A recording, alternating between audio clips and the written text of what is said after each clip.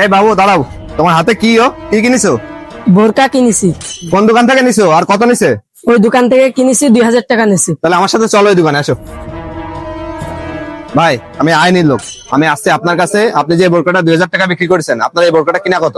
Sir আপনার সাথে আমি মিথ্যে কথা বলবো না স্যার, ওই বোরকাটা আমার কিনা 1500 টাকা স্যার, আমি বেচেছি 2000 টাকা। আপনি তো এই বোরকাটাই 1 থেকে 200 টাকা লাভ করতে পারতেন, আপনি সেখানে 500 টাকা লাভ করেন কি করে? স্যার আপনার কথা ঠিক আছে যে একটা মালে 200 টাকা লাভ করলে চলে, কিন্তু আমরা 500 টাকা কেন লাভ করতেছি এই জিনিসটা আপনাকে জানতে হবে স্যার আগে। আচ্ছা বলেন, আপনি আমার কি জানাতে যাচ্ছেন বলেন।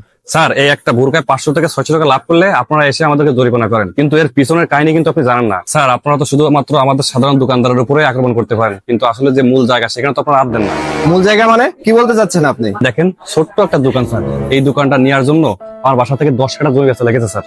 এই দোকানটা সিকিউরিটি স্যার 8 লাখ টাকা। আপনি দেখেন এই দোকান সিকিউরিটি 8 লাখ টাকা হয় স্যার? শুধু সিকিউরিটি নাই, এই দোকানটার ভাড়া আসছে স্যার 10,000 টাকা স্যার। দেখেন স্যার এই দোকানের ভাড়া কি 10,000 টাকা হয়? সর্বোচ্চ এই দোকানে ভাড়া হয় 2,000 টাকা। তারপরও নিতে হচ্ছে স্যার কি জন্য? যে আমি ছোটবেলার থেকে ব্যবসা করি, এই ব্যবসা ছাড়া আমি অন্য কিছু করতে পারবো না, তাই জমি বেচা করা লাগতেছে স্যার। হাজারো বেকার যুবক এরকম ধরনের ব্যবসা করার অনেক স্বপ্ন দেখে, কিন্তু শুধুমাত্র সিকিউরিটি আর ভাড়ার কারণে তারা হেরে যাচ্ছে।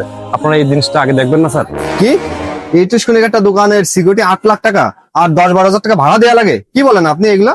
স্যার তবে আপনি দেখুন, কিছু অসাধু ব্যবসায় আছে তারা অনেক লাভ করে স্যার, কিন্তু আমরা লাভ করতে চাই না। আপনি আমাদেরকে না ধরে এই মহাজনকে আগে ধরেন। এই 8 লাখ টাকা সিকিউরিটি থেকে আপনি 2 লাখ টাকা করান, এই যে ভাড়া 10,000 এখান থেকে 5,000 টাকা করেন। আপনারা যদি এগুলো দেখেন তাহলে আমরা সর্বোচ্চ কম নেওয়ার চেষ্টা করবো স্যার। আমরা অনেক কিছু কম নেওয়ার চেষ্টা করি, কিন্তু আসলে যখন এই 10 লাখ টাকা বা 8 লাখ টাকা সিকিউরিটি বা 10,000 টাকার ভাড়ার কথা আমাদের মাথায় ঢোকে, তখন আমরা নিতে পারি না স্যার। এই রোজার মাসে না একটু বেচা কিনা ভালো হচ্ছে, এমনও মাস আছে যে 5,000 টাকা বেচা কিনা হয় না, 2,000 টাকা বেচা কিনা হয় না, তখন আমাদের কি করে চলতে হয় স্যার? তাই আপনার উদ্দেশ্যে বলতে চাই, আপনি সরকারকে বা মন্ত্রীকে বলুন যে প্রত্যেকটা মহাজনকে যেন কথা বলে সিকিউরিটি টাকাটা একটু কমাই দেয়। এবং আমার এই ভিডিওটা যে সকল মহাজন দেখবেন তাদের উদ্দেশ্যে বলতে চাই, অবশ্যই আপনারা সিকিউরিটি এবং ভাড়া একটু কমান, তাহলে সকল ব্যবসায় সুন্দরভাবে ব্যবসা করতে পারবে, সাধারণ মানুষের স্বস্তিতে কেনাকাটা করতে পারবে। ভিডিওটা ভালো লাগলে সবাই শেয়ার করে পাশে থাকবেন। ধন্যবাদ।